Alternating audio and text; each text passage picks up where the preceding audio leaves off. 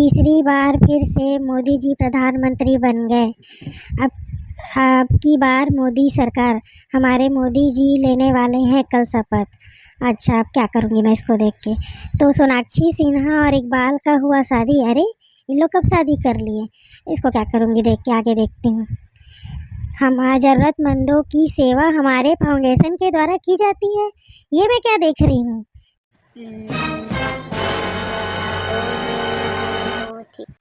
हमारी संस्थाओं के अंतर्गत गरीब परिवार और ज़रूरतमंदों की सेवा की जाती है।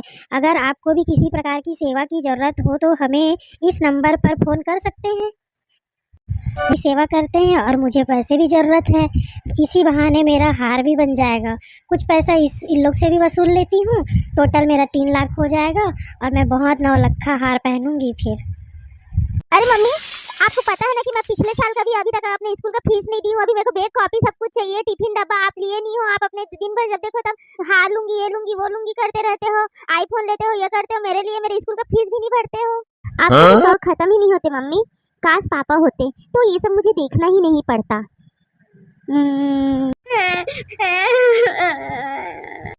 ओहो, देख रहे हो इसको?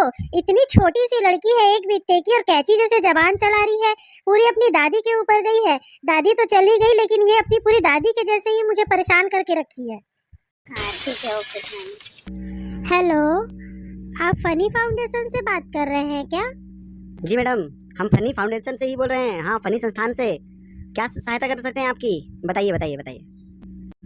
मैंने आज पेपर में आपका विज्ञापन देखा है, इसीलिए मैं आपको फ़ोन की थी। मुझे आपसे मिल के बात करनी थी। क्या है ना, मुझे बेटी के लिए आपसे बात करनी है। तो मैं आपसे कब मिल सकती हूँ, कुछ बताएंगे क्या?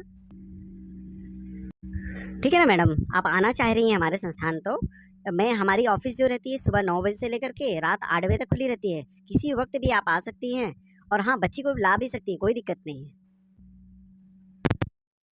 तो कल मैं मिलती हूँ आपसे फाउंडेशन के ऑफिस में। तब तक के लिए आप लाइक करें, शेयर करें, सब्सक्राइब करें और हमारे अगले पार्ट का वेट करें। Bye bye.